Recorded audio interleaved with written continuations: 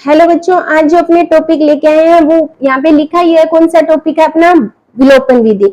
अब जैसे मान लो कई बार क्वेश्चन आता है, अगर एक चरों वाली रैखिक समीकरण है तो उसको अपने एक चर होते हैं उसको अपन आसानी से हल कर सकते हैं सरलीकरण करके। कई बार क्वेश्चन में क्या आते हैं, दो चर आते हैं, एक्स वाई हो गया, पी एम हो गया, ठीक है, तो उनको अपने किस तरह एक्स और वाई के मान ज्ञात सकते हैं। कई बार एग्जाम में क्वेश्चन आता है, कोई दो इक्वेशन दी हुई है और इसमें बताया कि एक्स और वाई के मान ज्ञात करो, तो उसको कैसे करेंगे?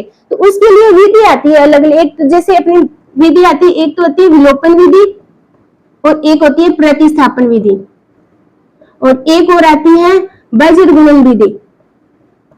ठीक है, ये तीन विधि आती है जिसकी सहायता से अपने एक्स और वाई के मान है वो आसानी से ज्ञात कर सकते हैं। तो आज जो मैं यहाँ पे जो विधि लेके आई हूँ वो लेके आई हूँ विलोपन विधि। यानी जो विलोपन विधि से अपने एक्स और वाई के मान कैसे ज्ञात करते हैं उसको यहाँ पे आज अपने कवर करेंगे, इसलिए वीडियो अंत तक मेरे साथ वीडियो में जुड़े रहना। जैसे मान लो ये इक्वेशन है, ये फर्स्ट इक्वेशन है अपनी और ये सेकंड इक्वेशन है। अब विलोपन विधि का मतलब होता है दो इक्वेशनों को जोड़ना, ठीक है, या दो इक्वेशनों को घटाना। अब देखो ये एक्स फर्स्ट इक्वेशन है, ये सेकंड इक्वेशन है, तो इसको अपने कैसे करेंगे? हमेशा ध्यान रखना, जब भी अपने विलोपन विधि करेंगे तो इसमें एक एक्स चर है और एक वाई चर है। दोनों इक्वेशन में चाहे एक्स और चाहे वाई दोनों में से एक के मान अपने को क्या करने हैं, बराबर करने हैं। मान लो अगर ये फर्स्ट इक्वेशन है, यहाँ पे 3x है, यहाँ पे 4y है, यहाँ पे 2x है। अगर मैं x बराबर करूं दोनों इक्वेशन में तो इसको मेरे को 2 से गुना करना पड़ेगा और इसको 3 से, तभी दोनों में 6 होंगे। ठीक है, अगर मैं y को बराबर करूं तो मैं इस समीकरण को 2 से गुना करूंगी। आपकी मर्जी है, दोनों इक्वेशनों को करो या एक को करो, जो आपको इजी लगे वो करो। मान लो मैं समीकरण यहाँ पे लिखेंगे, समीकरण 2 को 2 से गुना करने पर ये मोस्टली जो 10th क्लास है उसका प्रश्नावली है, उसमें ये टॉपिक क्वेश्चन है वो काफी पूछा जाता है। विलोपन विधि से किसी भी इक्वेशन को अपने कैसे हल करते हैं। अब मान लो समीकरण को 2 को गुना, इसको इससे किया 4x, बीच में कौन सा निशान है, इसको इससे किया कितना हुआ 4y और इसको इससे किया कितना हुआ 4। ठीक है, ये इक्वेशन थी। मान लो ये थर्ड बन गई और फर्स्ट कौन सी थी, 3x plus 4y equal to second. अब इसको क्या करना है, अपने को विलोपन विधि से हल करना है। हमेशा ध्यान रखना, जो चीज अपने ने समान की है उसके निशान अलग अलग होने चाहिए। ठीक है बच्चों, अगर निशान सेम है तो निशान अलग अलग करेंगे, अगर निशान अलग अलग है तो फिर अपने उसमें कोई चेंजेस नहीं करेंगे। अब मान लो अपने ने दोनों ने 4y कर लिया, दोनों में निशान सेम है, अपने को जो अपने ने सेम किया है उसको अपने को कैंसिल करना है, मतलब उसको वहां से हटाना है। तो कैसे करेंगे? मान लो ये दोनों सेम है तो मैं क्या करती हूँ, नीचे वाली पूरी समीकरण के निशान चेंज करती हूँ। मान लो ये प्लस था तो इसको मैंने माइनस कर दिया, ये प्लस है इसको मैंने माइनस कर दिया, इसको भी मैंने क्या कर दिया, माइनस। मतलब मैंने नीचे वाली समीकरण में उसके सारे निशान है वो चेंज कर दिए। अब देखो ये प्लस है और ये माइनस है, ये कट गया। जो अपने ने समान किया उसको अपने को कैंसिल करना है, ये कैंसिल हो गया। अब देखो ये 4x प्लस का था, ये माइनस का था, कितने बचे, ओनली एक x बचा। एक लगाने की जरूरत नहीं है, किसका, प्लस का निशान साथ लेंगे। प्लस है तो उसको शो करने की जरूरत नहीं है, अगर माइनस है तो उसको अपने यहाँ पे शो करेंगे।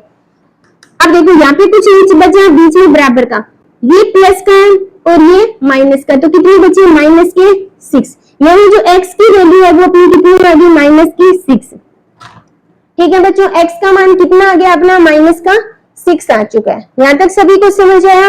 अब देखो अपने को x का मान आ गया, अब अपने को क्या करना है, y का मान। तो x का मान समीकरण कितनी है, अब समीकरण 2 है, तीसरी अपने ने ये बनाई है। किसी भी इक्वेशन में x का मान रख दो, y का मान। मान लो समीकरण x का मान समीकरण 1 में रखने पर, मान लो मैंने 1 में रखा है, आप किसी में भी रख सकते हो, मान सेम ही आएगा। ठीक है, फर्स्ट इक्वेशन थी 3x plus 4y equal to कितने थे, 10। 3x का मान कितना है, माइनस का 6, 4y इक्वल टू 10, कितने हुए 18, किसके, माइनस के, प्लस 4y इक्वल टू 18। ये माइनस उधर जाके किसी हो जाएंगे, प्लस में कितने हो गए 28, 4y, तो y का मान कितना आ गया अपना, 7 आ चुका है। यानी जो x का मान है वो माइनस का 6 और y का मान कितना है, माइनस का y का मान कितना है, 7 और x का मान माइनस का 6। अब ये अपने दोनों मान आ गए। अगर मान लो बाई चांस ये एग्जाम में क्वेश्चन आ जाए, अपने ने एक्स और वाई के मान, बोर्ड की बात कर रही हूँ मैं कि 10th क्लास है उसमें एक क्वेश्चन ही आ जाए, और इसमें अपने ने एक्स और वाई के मान निकाल लिए। अब अपने को चेक करना है अपना आंसर सही है, वहीं पे अपने चेक कर सकते हैं कि अपना आंसर सही है या गलत है। तो ये जो दोनों मान है वो किसी भी इक्वेशन में रख दो, समीकरण है वो संतुलित होनी चाहिए।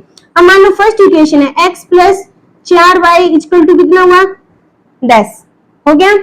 अब देखो x का मान है माइनस का 6, y का मान कितना है, y का मान है 7 इक्वल टू कितना हुआ 10, ये कितना हुआ माइनस का 18, ये कितना हुआ 28 इक्वल टू कितना हुआ 10, 18 और कितने हो गए 10 बराबर 10, यानी दोनों इक्वेशन संतुलित हो रही है, मतलब दोनों के मान बराबर आ रहे हैं। इसका मतलब जो अपना आंसर है वो बिल्कुल सही है। तो इस तरह अपने जो विधि की है वो विलोपन विधि की है। आगे जो अपनी विधि लेके आएंगे, एक वीडियो में प्रतिस्थापन विधि लेके आएंगे और एक में अपने करेंगे वज्र गुणन। एग्जाम में भी काफी ये क्वेश्चन पूछे जाते हैं, जैसे कंपटीशन एग्जाम होते हैं तो उसको अपने कैसे करते हैं, वहां पे अलग तरीका होता है, वहां पे अपने को ये विधि लगाने की जरूरत नहीं होती, क्योंकि उसमें क्या होते हैं 1 2 3 और 4 ऑप्शन दिए होते हैं, और मान लो ये दो इक्वेशन दी हुई है, अब ये बताना है कि इसमें से कौन सा ऑप्शन सही है, यानी एक्स और वाई का मान कौन सा सही है। तो जो ऑप्शन दिए हैं, मान लो फर्स्ट ऑप्शन दिया है 3 और 5, तो ये जो 3 और 5 किसी भी एक समीकरण में रख दो, अगर समीकरण संतुलित हो रही है तो इसका मतलब वो सही है, अगर वो नहीं होगा तो फिर अपनी सेकंड रख के देखेंगे, वहां पे अपनी ऑप्शन करके आंसर को कर सकते हैं। ठीक है बच्चों, तो इस तरह अपने विलोपन विधि करते हैं। अगर वीडियो अच्छी लगे तो लाइक करना, शेयर करना और मेरे चैनल को सब्सक्राइब करना। Thank you.